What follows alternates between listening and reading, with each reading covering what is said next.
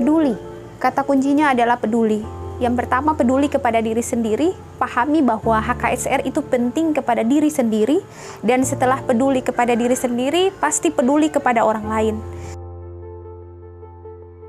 Jadi untuk pengetahuan tentang HKSR itu sangat diperlukan bagi anak-anak disabilitas, agar mereka bisa tahu apa sih yang harus mereka lakukan, sejauh mana misalnya mereka bisa menjaga diri mereka sendiri, terus yang berikutnya mereka bisa menjaga kebersihan diri mereka, dan juga mereka bisa mengetahui tentang misalnya materi tentang pubertas, tentang mereka bisa bagaimana mereka bisa menjalin relasi juga dengan teman-teman sebaya mereka, supaya mereka bisa tahu batasan-batasan mana yang mereka harus lakukan ketika mereka bisa ada dengan teman-teman mereka.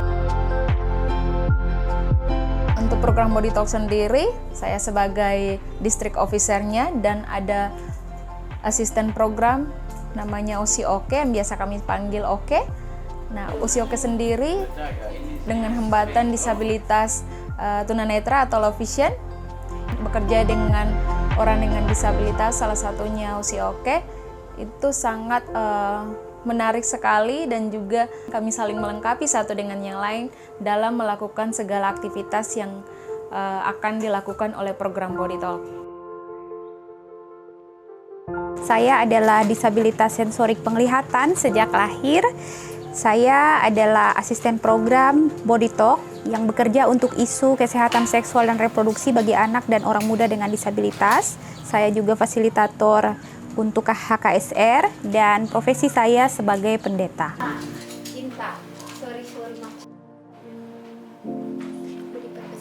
Saya merasa bahwa kelompok disabilitas merupakan kelompok rentan dan bisa saja menjadi korban kekerasan, tetapi juga menjadi rentan untuk tidak dirawat atau tidak dipedulikan oleh orang-orang di sekitar, teristimewa keluarga. Maka dari itu mereka harus melindungi dirinya sendiri dengan mendapatkan edukasi dan perlindungan tentang isu hak kesehatan seksual dan reproduksi.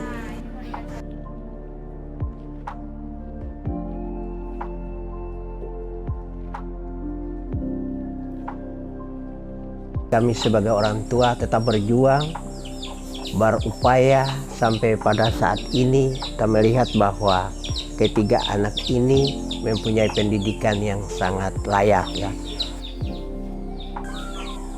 Anak Kekasih Oke itu menjadi motivasi untuk saya sebagai ibu.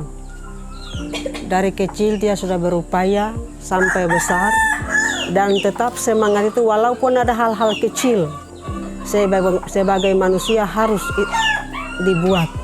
Tetapi sebagai orang tua, apa yang menjadi motivasinya, dorongannya, kita ikut saja demi kemajuan daripada anak Kekasih. Apalagi dia punya talenta, Oke punya talenta yang mungkin melebihi dari saudara-saudaranya. Memang usia itu harus menikah. Tapi sekarang kalau Oke menikah, untuk saya mama terserah Oke. Yang penting cari pasangan yang bisa untuk melindungi Oke satu, untuk mengerti Oke dua, dan yang paling harus terima apa adanya. Sebagai orang tua, kami tidak bisa membatasi bahwa harus pilih yang baik, yang buruk, dan sebagainya. Tapi yang dibicarakan soal cinta adalah sebuah pertemuan yang bisa mempersatukan antara laki-laki dan perempuan.